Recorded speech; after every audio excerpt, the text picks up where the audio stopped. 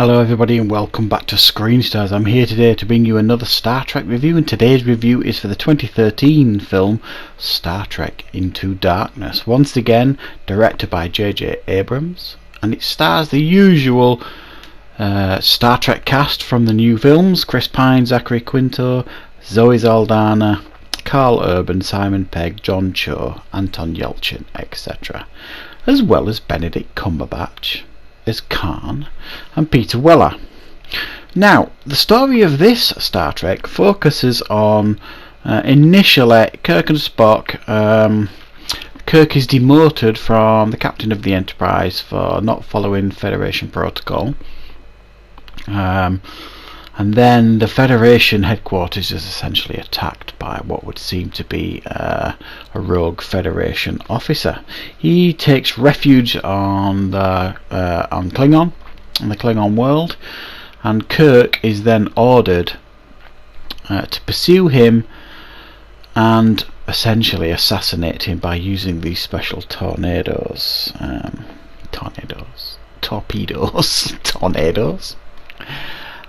So they get there, and then they find out that actually there's something a little bit sinister going on here, and he's not exactly who he appears to be, this Federation officer, and he's in fact Khan, a relic of the old past, a genetically enhanced human, and he has been used and abused by the powers that be at the Federation to create war machines because they want to have a war with the Klingons.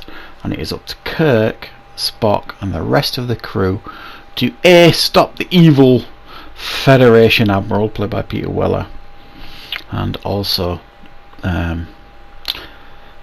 deal with Khan. Right, what are my thoughts on Star Trek Into Darkness? Well, this is a film I've gone on record, certainly when I reviewed the last one, of saying that all these rebooted Star Trek films I've thoroughly enjoyed. I've really enjoyed each of them for their own merits. This one, Star Trek Into Darkness, seems to get the most flack now. It seems to be a pattern with some films. They'll come out and then they're universally enjoyed, if you like, when they first come out, and then people kind of overanalyze them afterwards, and then they kind of get critical about them. Fair enough. And my only major issues with this film essentially are twofold, really. They don't really earn the right to put Khan in this film. I just don't think it was the right time, and maybe the third film, something like that. It just didn't feel right to have Khan as a villain in this film, even though I thought it was played really quite well by Benedict Cumberbatch. Really, I think he does a really good job as Khan, but it didn't feel earned. It felt a little bit cheap to do it, and the ending here, where they kind of swap roles, Kirk and Spock, clever idea. But they just went a bit overboard with, William Shatner, obviously in Star Trek 2, when he screams Khan over the radio. I mean, that's a classic Shatner moment, Captain Kirk moment, and they try and recreate that, but with Spock shouting it, not Kirk. That really didn't work, guys. That really didn't work. So there are aspects of this film that I think they overstretched a little bit. However, the rest of it, brilliant, absolutely brilliant. I loved it. The fact that Kirk, he wants revenge so much for Pike's death, and they go out there and try and get this guy, and then they discover who he is. It's classic Star Trek in the sense of there's this little bit of investigation sort of thing going on, and then there's this unraveling takes place, and then that great confrontation, the space battle.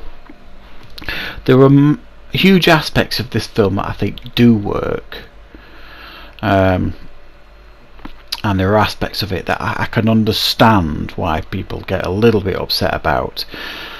But at the end of the day, it's a Star Trek film. It's not meant to be taken so seriously. and I thought, for the most part here, this film really delivered. Like I said, I thought Benedict Cumberbatch as Khan was brilliant. I thought it was a great choice, a thinking outside the box choice to cast as Khan. And I remember at the time, before this came out, there was all this secrecy of Benedict Cumberbatch and who is he playing, and there was all this speculation that it could be Khan, and then no, it's not Khan, and there was all this secrecy going on. So it was the worst kept secret in cinema at the time. I mean, everybody kind of knew he was going to be playing Khan, and certainly by the time I got to the cinema to see this film, it was no surprise to me, because even though I actively try and avoid spoilers before I watch a film, it was kind of everywhere. So they kind of shot themselves in the foot, really. This big spoiler stroke twist in the film. It wasn't really much of a spoiler or a shock or a twist, because the majority of the audience already knew before they went in, so I don't think they did a particularly good job of keeping that a secret, certainly. But again, the cast do a really good job. To say that, you know, it's only their second film, there's great interactions between the cast, there's great camaraderie, great chemistry, and once again I do stress that I think the casting here for these new Star Trek films was and is impeccable, and I could not fault them at all in regards to any of the casting choices. Peter Weller plays a great baddie in this one, and it's a nicely constructed Star Trek film.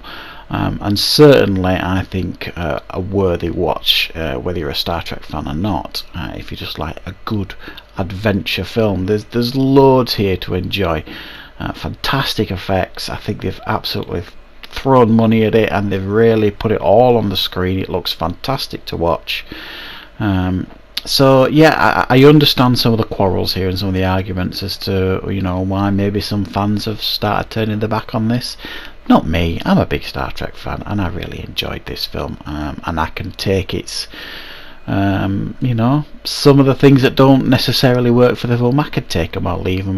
You know what I mean? I don't carry a chip on my shoulder about them, and I'm going to give it an 8.5 out of 10. I think it is a very strong Star Trek film, and I certainly enjoyed it. So thank you very much for watching, everybody.